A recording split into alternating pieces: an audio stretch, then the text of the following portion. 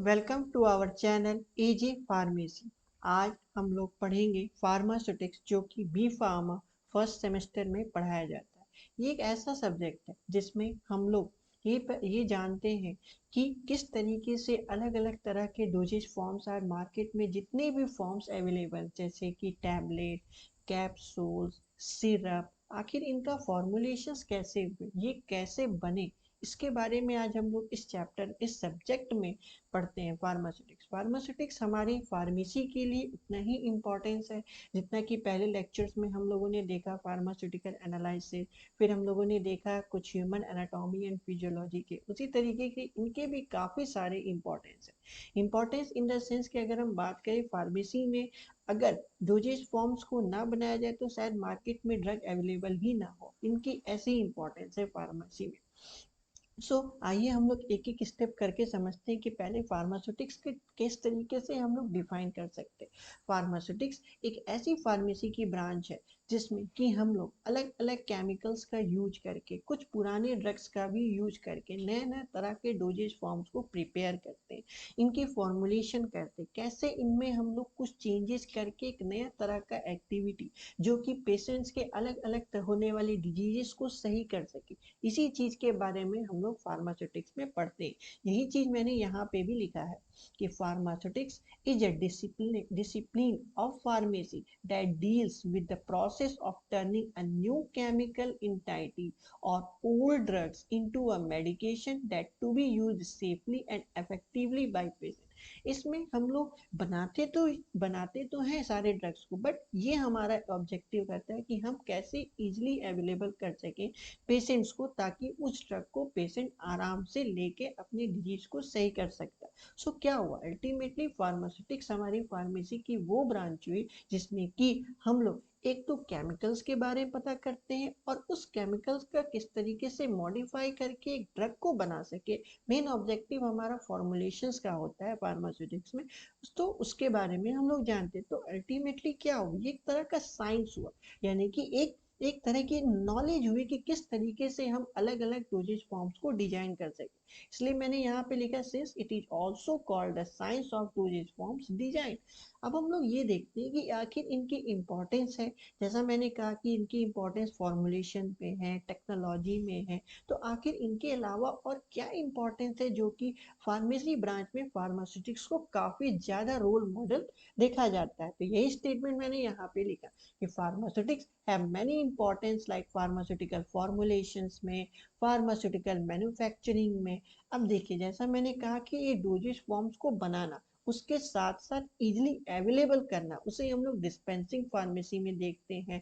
Pharmaceutical technology भी हम इसी के थ्रू हम लोग देख सकते हैं कि किस तरीके से हम अलग अलग फॉर्म्स को अलग अलग तरीके से प्रेजेंट कर सके। और लास्टली हम लोग जो भी सॉल्ट को यूज करेंगे उसके हम लोग फिजिकल फार्मेसी के थ्रू इसे हम लोग टेस्टिंग करेंगे, ताकि हम लोग की जो भी सॉल्युबिलिटी है या किसी भी तरीके का हम बात करें आयनाइजेशन कांस्टेंट है, डिसोसिएशंस हैं, इसे हम लोग डिटरमाइन, ताकि हमारा जो भी प्रोडक्ट बने वो प्योर फॉर्म में बने, जो कि हम लोग फिजिकल फार्मेसी में डिटरमाइन करते। अल्टीमेटली क्या हुआ कि फार्मास्यूटिक्स में न सिर्फ बनाने की ही बात होती, बल्कि इसे किस तरीके से डिस्पेंस कर सके, किस तरीके से पेशेंट उस डोजेज फॉर्म्स को ले सके। और साथ ही साथ इसमें सबसे इम्पॉर्टेंट चीज़ है कि फार्मास्यूटिक्स में हम लोग ये भी देखते हैं कि इसे हम कैसे प्रिस्क्राइब कर सके, किस किस फॉर्मेट में हम लोग उस सारे ड्रग्स को प्रिस्क्राइब कर सके।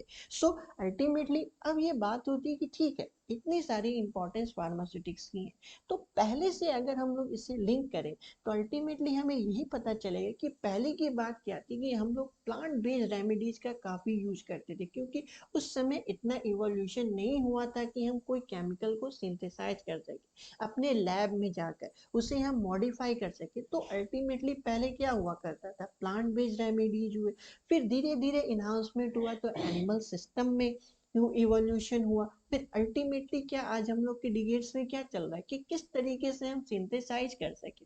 जो उस समय के सबसे पहले साइंटिस्ट हुए थे पॉल एलरिक 1906 में, इनका इनका इन्वॉल्वमेंट रिसर्च लाइन में काफी ज्यादा इंपॉर्टेंस वाला माना गया। क्यों? क्योंकि ये पहले ऐसे साइंटिस्ट हुए जो सिंथेटिकली केमिकल को सिंथेसाइज किए और उन सारी प्रॉब्लम्स को डिटेक्ट किए जिसका मेन रोल मॉडल क्या था, माइक्रोब्स, बैक्टीरिया और पैरासाइट के थ्रू जो डिजीजेज हो रहे थे जो उस समय अननोन थे, उसे इन्होंने अपने तरीके से सिंथेसाइज करके उसे डिटेक्ट किया। सो लास्टली क्या हुआ, हमारे पास क्या हुआ कि मॉडर्न फार्मास्यूटिकल इंडस्ट्री जो आज हम लोग देख रहे हैं अलग अलग फॉर्म्स में है, जितने भी फार्मास्यूटिकल इंडस्ट्रीज है वो मोस्ट प्रोबेबली दो ही सोर्स पे पहले दिखा करते थे। पहले था कि एपोथेक्रीज मॉडल। एपोथेक्रीज मॉडल में क्या था कि एक होलसेल प्रोडक्शन था कि ड्रग्स का एक साथ बहुत सारे ड्रग्स का प्रोडक्शन होना। तो अल्टीमेटली क्या था कि उसमें ये था कि हाँ आइडियोलॉजी तो बन चुकी थी कि ड्रग्स का प्रोडक्शन करना है, अब एक ड्रग का बनाने के लिए एक ही सॉल्ट ड्रग का यूज करना, ये धीरे धीरे धीरे धीरे केमिकल कंपनीज में रिसर्च लैब के थ्रू डिटेक्ट होना शुरू हुआ। यही चीज यहाँ पे लिखा मैंने कि 19th सेंचुरी में ट्रेडिशनल प्लांट बेस्ड रेमेडीज थे जिन्होंने मॉर्फिन और क्यूनाइन जैसे ट्रीटमेंट्स को इन्वॉल्वमेंट किया। फिर उसके बाद डेवलपमेंट हुआ 20th सेंचुरी में applying similar methods to animal system which result in the isolation of epinephrine as the first hormone that could be used as a medicine। फिर पॉल एलरिक का involvement हुआ 1906 में जो कि सेलेक्टिवली किल करते थे माइक्रोब्स का। फिर मॉडर्न फार्मास्यूटिकल्स के बारे में हम लोगों ने डिस्कस किया, जैसे एपोथेक्री, उस टाइम के मॉर्फिन, क्विनीन, स्ट्राइकिन और इवन डाइट से भी रिलेट किया है। सो अल्टीमेटली क्या हुआ, धीरे धीरे धीरे धीरे इस ब्रांच में फार्मास्यूटिक्स में जो आज भी हम लोग देखते हैं नोवेल डिस्कवरी का ये एक सोर्स हुआ। सो इसमें आज हम लोग जो भी देखते हैं जितनी भी फॉर्म्स हैं डोजेज फॉर्म्स के, वो सभी का एक हम लोग के पास एक एक टर्म्स है। टर्म्स के साथ साथ हम ये कह सकते हैं कि हमारे पास एक ग्रंथ है जिसके तहत आज जितने भी वर्ल्ड में जितने भी तरह के डोजेज फॉर्म्स अवेलेबल हैं वो उसी पार्ट पे उसी बुक के थ्रू डिटरमाइन किया जाता है, जिसे हम लोग इंडिया में जैसे देखा जाता है इंडियन फार्माकोपिया।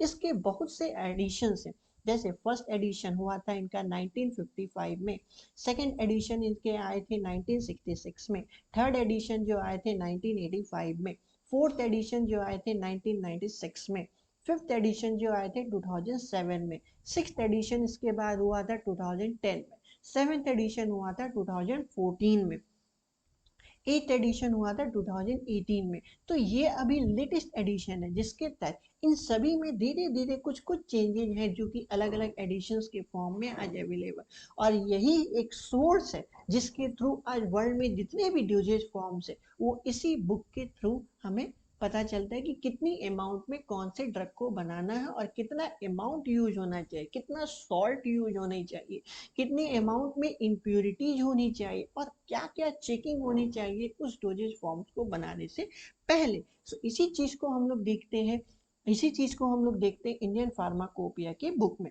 सो अल्टीमेटली अब हम लोग ये देखते हैं कि आखिर वर्ल्ड में कितने तरह के डोजेज फॉर्म, जो बेसिकली डोजेज फॉर्म्स है वो थ्री ही डोजेज फॉर्म्स में डिटरमाइन। यहाँ पे डोजेज फॉर्म्स का मतलब होता है कि किस तरीके से हम किसी डोज को प्रिस्क्राइब करते हैं, क्या हमारा वे है हमारा, और डोजेज यहाँ पे कितने डोज में किसी पेशेंट को कितने ड्रग को मिलने चाहिए, और इस फॉर्म जो अलग अलग फॉर्म्स में उसे हम लोग कहते हैं डोजेज फॉर्म। तो थ्री बेसिक टर्म्स है, पहले सॉलिड डोजेज फॉर्म यानी क्रिस्टलाइन फॉर्मेट होनी चाहिए, liquid dosage form, then semi solid dosage form.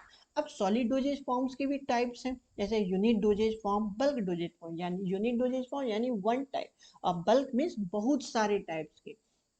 तो यूनिट डोजेज फॉर्म में ही टैबलेट आते हैं, कैप्सूल्स आते हैं, पाउडर आते हैं, पिल्स आते हैं। इनकी खासियत क्या है कि इनके पास एक डिस्टिंक्ट शेप रहता है जिसमें कि हम लोग एक ही एपीआई का यूज करते हैं। अब यहाँ पे एक टर्म्स है, जितने भी तरह के ड्रग्स हैं वो सिर्फ दो ही चीज के कॉम्पोजिशन से मिलने पड़े हैं, एक है आपका API, active pharmaceutical ingredient, plus उसके एक्सीपिएंट्स। एक्सीपिएंट्स जो इस एपीआई को स्टेबल फॉर्म में रखते हैं ताकि ये अपने डोजेज फॉर्म्स में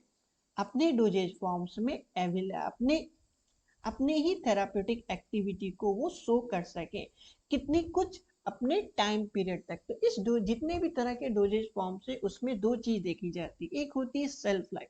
सेल्फ लाइफ का मतलब ये होता है कि जब आपने किसी भी ड्रग का फॉर्मुलेशन किया मैन्युफैक्चरिंग से लेके एक्सपायरी डेट तक जब तक ये एपीआई अपने एक्टिव फॉर्म में है तब तक के पीरियड को हम लोग कहते हैं शेल्फ लाइफ। तो यही मेन चीज होता है किसी भी ड्रग को डिटरमाइन करने का। दो चीज होता है, एक तो वो किस फॉर्म का है, दूसरा कब तक इसमें स्टेबिलिटी फॉर्म मेंटेन रहेगी। तो सभी में एक चीज कॉमन होंगे, ये एपीआई और एक्सीपिएंट, बट हाँ अलग अलग तरीके का। जैसे कि अगर लिक्विड में करें तो इसमें इसी तरीके की जो हमारा एपीआई होगा वो लिक्विड फॉर्म में होगा। अब दो फॉर्म है लिक्विड डोजेज फॉर्म के, जैसा अभी हम लोगों ने देखा कि कुछ ऐसे होते हैं जो एक ही फॉर्म में मिसिबल हो जाते हैं, कुछ ऐसे होंगे जो इमिसिबल, क्योंकि लिक्विड का तो ये कैरेक्टर है कि हाँ या तो वो मिसिबल हो जाएंगे या तो वो इमिसिबल हो जाएंगे। तो अल्टीमेटली यहाँ पे दो चीज आया, बाइफेजिक में आया इमल्सन सस्पेंशन, और मोनोफेजिक में इंटरनली जो हम लोग गट के थ्रू ले रहे हैं वो इंटरनल हुआ, जैसे syrup, elixirs, linctus, drops. External जो हम लोग बाहर लगाते हैं वो है liniment, lotion, gargles, spray, ear lotions, ear drop, nasal drop, throat paint. तो ये सब क्या है कि ये सब एक एक्सटर्नली यूज करने वाले हैं। उसी तरीके के सेमी सॉलिड डोजेज फॉर्म्स में है। सेमी सॉलिड डोजेज फॉर्म्स में कुछ सॉलिड होंगे और कुछ इसमें लिक्विड रहेंगे, तो इसीलिए इसका यूज किया गया। जैसे सपोस्ट्रीज हो गए, पेस्ट्रीज हो गए, ऑइंटमेंट, क्रीम्स, पेस्ट, ये सब क्या है, ये एक सेमी सॉलिड तरह के डोजेज फॉर्म्स। अब जैसे हम बात करें यहाँ पे कि बाइफेजिक, बाइफेजिक में दो चीज होते हैं, इमल्सन और सस्पेंशन। इसमें क्या डिफरेंस है, बेसिक डिफरेंस है। इमल्सन्स में क्या होंगे, दो इमिसिबल सॉल्वेंट होंगे। जैसे कि मे भी इमल्सन में ऐसा हो सकता है कि ऑयल हो और वाटर हो, या दो चीज, दूसरी बात क्या हो सकती है, वाटर हो या ऑयल, ये दोनों एक ऐसे लिक्विड हैं जो कभी एक दूसरे से डिजॉल्व हो ही नहीं पाएंगे। ये हुई इमल्सन। और फिर बात हुई सस्पेंशंस की, जिसमें कि सॉलिड पार्टिकल्स को, सपोज अगर हम बात करें कि ये एक सस्पेंशन है तो इसमें क्या होगा, डिफरेंसेस क्या है इसमें, दो चीज क्या होंगे कि सॉलिड पार्टिकल्स होंगे और फिर उसे लिक्विड में डिजोल्व किया गया है, तो इसी को कहा जाता है सस्पेंशन फॉर्म, जिसको हमेशा कंटिन्यूअस सेकिंग की जरूरत होती है। सो यही थे आज हम लोग के जितने भी तरह के डोजेज फॉर्म्स। अब बात आती है कि आखिर इस ब्रांच का इम्पोर्टेंस है, तो इसका स्कोप क्या है, कहाँ कहाँ पर इसे हम फार्मास्यूटिक्स का यूज करके हम लोग अपने अपने कैरियर को और बढ़ा सकते हैं, वो है आपकी एप्लीकेशन, कि आखिर हम लोग कहाँ कहाँ पे कर सकते हैं। फॉर मोस्ट प्रोबेबली तो ये बात होती है कि इसमें हम लोग इंडस्ट्रीज में जाते हैं। सबसे पहली बात, उस इंडस्ट्रीज में हम लोग जाके ये कर सकते हैं क्योंकि हमें ये पता है कि किस तरीके के डोजेज फॉर्म्स को पढ़ते हैं, किस तरीके से डोजेज फॉर्म को बनाया जाता है, उसी चीज को हम लोग फार्मास्यूटिक्स में पढ़ते आए हैं। तो फार्मास्यूटिकल फॉर्मुलेशन सबसे पहली बात। दूसरी बात कि आप जज कर सकते हैं किसी भी डोजेज फॉर्म्स को, अगर बन रहा है तो आप उसमें प्रोसेस में समझ सकते हैं, किसी को वर्क में डाल लगा सकते हैं कि हाँ आप काम कीजिए, और इसमें सुपरविजन का भी पोस्ट होती है। फिर दूसरी बात है बायो फार्मास्यूटिक्स में भी आप देख सकते हैं, फार्मा जेनेटिक्स में भी देख सकते हैं, और साथ ही साथ जैसा मैंने कहा कि प्रोसेस डेवलपमेंट और ड्रग डिलीवरी, कि इसमें आप सुपरविजन के थ्रू आप देख सकते हैं किस तरीके से ड्रग को डिलीवर किया जा सकता है एक इंडस्ट्री से दूसरी इंडस्ट्री, या एक जगह से दूसरे जगह का। So this is all about the introduction of the pharmaceutics. Hope आपको ये लेक्चर समझ में आया होगा। फिर आगे के लेक्चर्स में हम लोग अलग अलग जितने भी डोजेज फॉर्म्स पढ़े हैं उसे हम लोग कवर करने की पूरी कोशिश करेंगे। So thank you so much. So please हमारे चैनल को लाइक एंड सब्सक्राइब जरूर करें। Thank you so much.